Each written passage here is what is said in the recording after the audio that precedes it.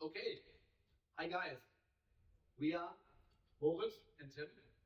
Today we talk about the future of reverse engineering with large language models. I think most of you guys know us. I'm a trainer for gamification techniques and also a reverse engineer. Mo, the top, has his PhD done in fuzzing, and we've given several talks together in the last years. Today we talk about large language models for reverse engineering. What is good, what works, what might work, what doesn't work.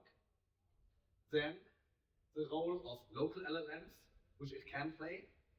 And finally, how you can enhance them through static analysis. So let's start with LLMs and reverse engineering. So a smart disclaimer, LLMs are pretty overhyped and at the same time a pretty fast developing field. And therefore, this talk today doesn't have the approach to be academically correct. It's more about our experience in reverse engineering while using them on our own. So we want to tease its powers and its limitations. And this is also not about specific tools or integrations. It's more about the general state of the top LLMs for reversing. And as my disclaimer to the disclaimer, it's only a currency snapshot, so we may be outdated pretty soon. So if you think about what you could do with ChatGPT or reverse engineering, you might think about, hey, it might rename some functions, it might rename some variables, maybe commenting code or explaining code, also answering generic questions about the code, and also to help you support the script. So today, we will not primarily focus on these things. Instead, we will talk about some use cases which we had in the past where LLMs helped us or didn't help us. And we have 7 different use cases. One of them, the first one, is function preselection. The idea there is if you're doing malware analysis and you have a large binary with 1K, 2K, 5K functions, and you don't know where to look at. One idea would be that you can use LLM to basically rename all functions such that you can take a look based on the function names if they might be interesting to further look or not. So you could ask for query large scale for the given decompiler output, analyze the code, and suggest a meaningful function name. So, and then we might end up with something like function name like set value to memory location, or call function pointers with arguments. Well, I'm not saying there are not cases where this might be helpful, but in this case, for most use cases, it's pretty generic and not that meaningful. We can do worse if a lot of functions are getting renamed to decompile code analyze, for instance. So here, it's a hallucination of the LLM where it just put something in there which has been part of the instructions, but not much more. So this is entirely useless. However, there are also some cases where the LLMs renames functions like initialize keylog, or run shell commands, or set HTTP post request. If you see something like that in an initially classified binary, you will see, oh, well, this is something I should take a closer look at. So, basically, this can also be very helpful. A second use case is the identification of library functions. Let's say you are doing embedded reverse engineering, or in general have a statically linked executable where you can decide between userland code and library code. In these cases, for common library functions, it might give you results like that, where it tells you it's copy backwards string, And if you take a closer look at the code, you will see it's not wrong, or well, it is wrong, but it's not that wrong. What this code does is an end copy.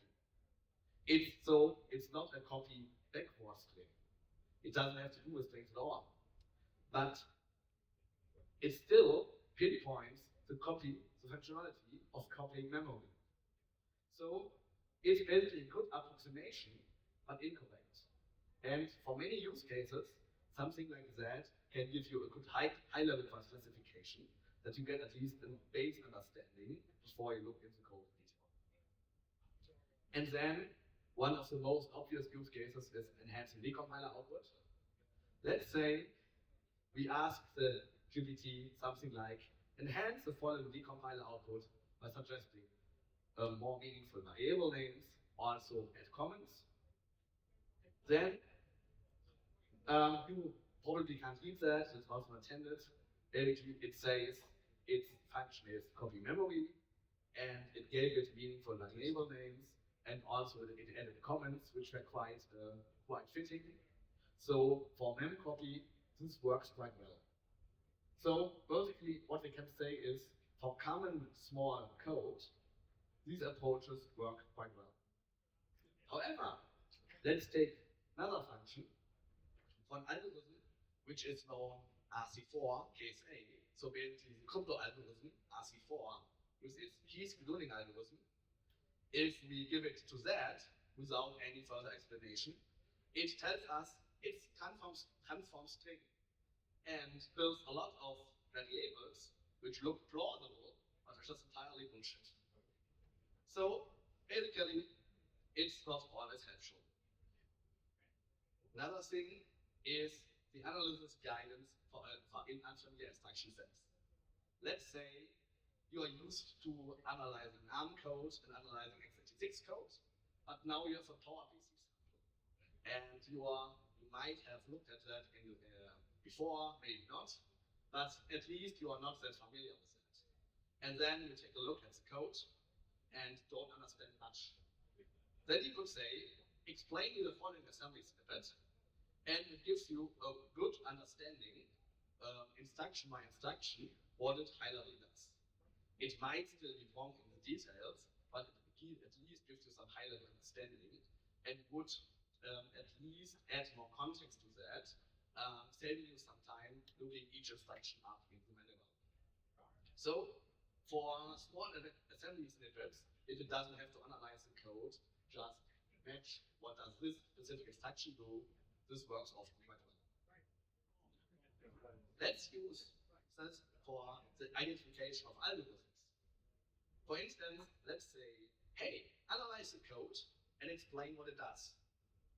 So for the same RC4 sample, for instance, we get an answer like, this is some kind of data transformation. It might be encryption or decryption. It uses loops to iterate in memory. Well, I don't know. I'm not surprised here. So this is pretty generic or wrong, or I don't know how I should call that. However, for code logic explanation, if I add more context, like I give it the same sample and say, the following code implements a crypto algorithm, which one and why? With that added context, it tells me, well, this is RC4, cryptographic algorithm. It seems to be the key schedule. So basically, adding context, what you expect it to be, or at least giving it a class, then it's able to pinpoint the characteristics of RC4, like its two loops with the counter of 1256, stuff like that. So here the lesson is context of maps. And in this regard, what also works quite good is the verification of the code. Let's say we have heuristics. We print code characteristics that are based on heuristics, and got like 100 functions which tell us this might be RC4. Then we could, because we don't want to inspect everything on our own, then we could ask a specific question like, hey, given the following code, is this RC4? Answer yes or no. And something like that is often a good filter for false positives if you work with heuristics. And then a final use case, script development. Let's say you are doing malware analysis and you see in the code some key decryption, some string decryption routine, which uses an XOR or something like that. Then you can tell it, hey, here's a following decompiler output. This one implements a string decryption routine, so you have context. Please label it on Python.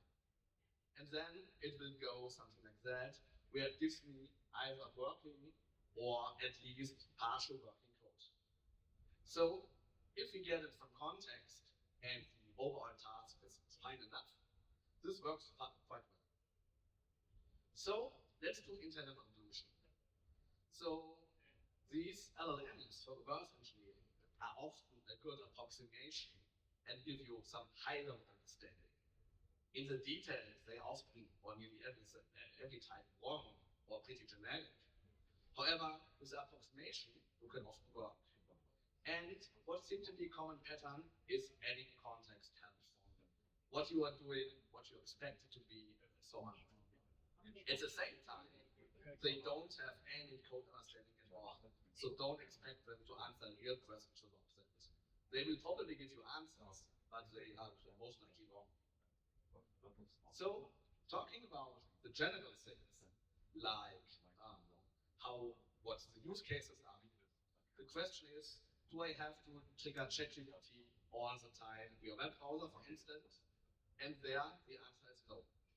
In the last years, there were quite a lot of tools, and this is only a selection of tools and wrappers for commercial LLMs that basically integrated ChatGPT-like features into your disruptor of choice. For instance, to name just some tools, for einer Pro, Gepetto, Copilot, for Guidra ChatGPT, Hydra, and for Binding Ninja, there's Sidekick and Binding Ninja OpenAI. So for Gepetto, for instance, it has the feature to be integrated with the decompiler and then to sell something like explain functions or rename variables.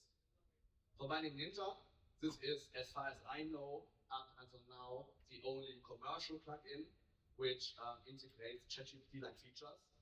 This has a bunch of plugins and functionalities like renaming variables. So, for instance, in this part of the code, you see that it highlights some variables that you can, that it's some suggestions. If you would press apply, it would basically apply to the decompiler output. You also can ask some questions to the code itself, and it's really there. So this is one integration. Talking about GPTs, they also, especially commercial GPTs, they have also some downsides. One of them is that they require an internet connection. So you have to be online, you have to be connected to a server, and stuff like that to get your answers. In many cases, for example, if you come from Germany, you don't have this much of. Then, every query costs money.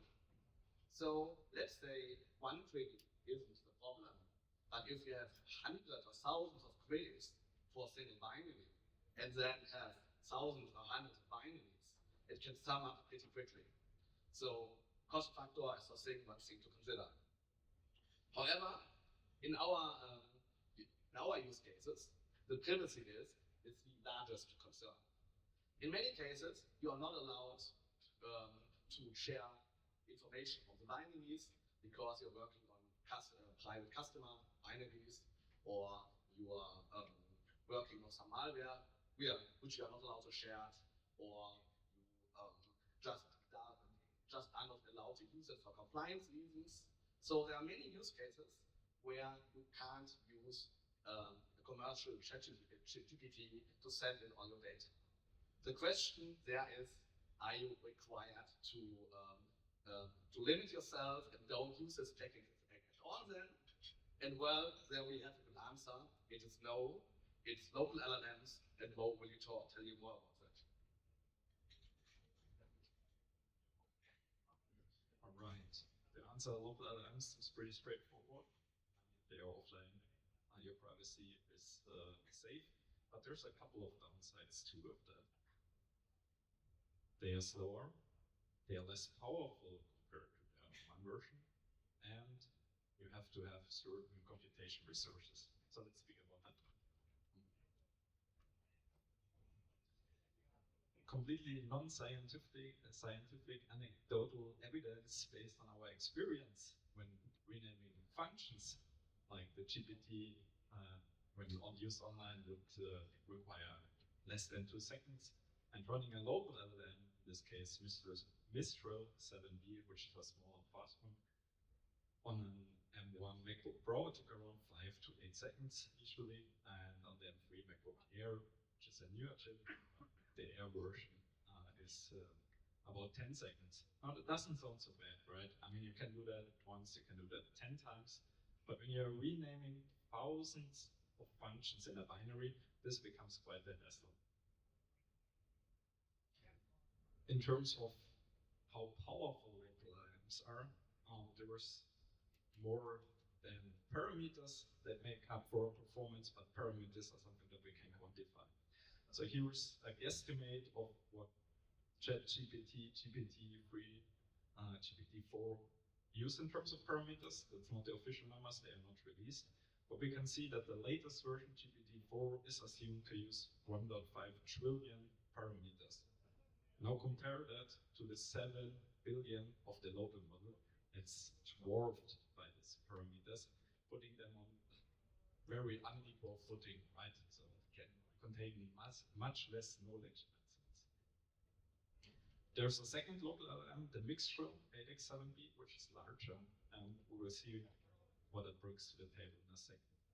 But before that, the things you require in terms of hardware are either good NVIDIA GPU, the 3090 or the 4090 should work, or ARM-based Macs tend to work quite well.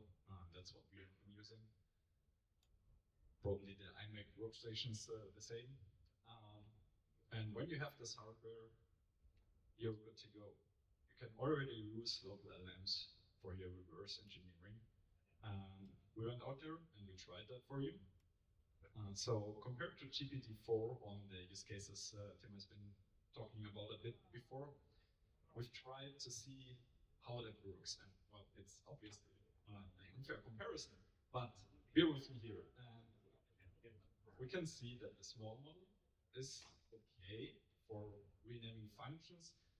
It works okay-ish when identifying library functions, but for everything else, it's probably more a miss than a hit. Whereas the larger model is doing better. It's performing okay-ish to good, I would say, on all our tasks. Now the question is, can we do better than that with local LLMs? And the answer is always to such a question is yes. So we already have heard about how context can help turning a completely useless query, useless response into something that works and is somewhat accurate. And what we can do to get there is use the already available information in our tool, right? So let's incorporate whatever insights we have from our static analysis, from our tooling, and pass that to the LLM for better results. So how does that look? For example, for function renaming, well, we could rename only relevant functions, which is a subset of all functions. This increases speed, and depending on how we choose these functions, this improves accuracy. What are relevant functions I'm hinting at? Well, take a look at this example, and the crucial thing here to see is that it contains strings like proxy enabled here. And given this context, it's pretty easy for the LLM compared to having nothing at all to infer that this is configure proxy settings. So if we use strings and API functions as context, the LLM can work with that. But there is another simple trick that helps. Like, assume the following call graph. We randomly ask the LLM to rename functions, and might be some memcopies, stringlang, string compare, and suddenly something like horsepound, which is absolutely not helpful, right? The thing here is, it doesn't have context on the underlying called function. So here's one thing we can do. We can start from the bottom up and just work our way up from the lead nodes to the top. And this might be write file execute. So the LLM can inference write an exit or launch file. So the difference here is solely the order in which we walk this through. And this is very simple, but surprisingly effective. Now, with these things included, local LLMs work quite nicely, and there's already a number of tools out there. And well, two things I want to talk about. First, ReverserAI, which is Tim's binary ninja plugin to work with local LLMs. It's more of a playground than a finished product, so feel free to try it out to test whether it works for your use cases or whether you can reproduce our results what we've shown before. And it contains both these models, the mixture 7B, the small 7 billion model, and the mixed reality 7B, the larger one. And it, as it is, context information were available, which makes it quite nice. But the question, once again, is can we do better? And yes, of course, there's a lot we could do better. We could try to optimize our queries, some domain of prompt engineering, get the most out of our queries that we ask. We could simply go to some GitHub like this OpenLMs GitHub and see whether there are new models that are better, stronger, and try these. Or we could fine-tune models. Let's talk a bit about that. Of course, there's another plugin called IDAPL, which does exactly that. It's focusing on enhancing decompiler output, as Tim has already shown before. But the thing here is, it uses the fine-tuned version of the Mistral 7B. So we've seen before the Mistral 7B, the 7 billion, it didn't really work for us for enhancing decompiler output. But what the ReverserAI plugin did was they used all functions in libc, the strict version and the one of symbols to continuously train the small model and to tailor it specifically to the task of enhancing the decompiler output, of renaming the function, of renaming variables, adding nodes. And surprisingly, if you do that, it can actually keep up with GPT-4 on this very specific task. And this plugin uses context information. But the key thing here really is that fine-tuning can help you get a very small model, which you might easily run on your machine, to do tasks as good as a larger model. There's still a couple of things that are completely out of reach for now. That's like any real code analysis, in-depth code analysis, whole thing, or bug finding beyond easy stuff. So that's not working, and as a cross-function analysis is hard. But the thing is, the LLMs are not an automated analyst, that is not an automated version of yourself. It's simply a helper that can help you do some pre-selection or use some nodes that make your day job easier. So where are we going with that all? Well, what we certainly expect, it's hard to predict the future, but we certainly expect this will scale quickly, this will scale hard, especially given that the LLMs can always include more input, more context, and keep that basically in mind when they reason and what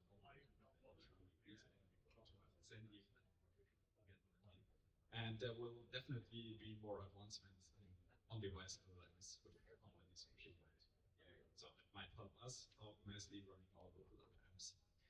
And with all that, we do hope that we are getting some sort of semantic concept where we are describing what we are looking for, and the LLM can some pinpoint some potentially interesting code for that, or we can use it for completely prioritizing what to look at first in language.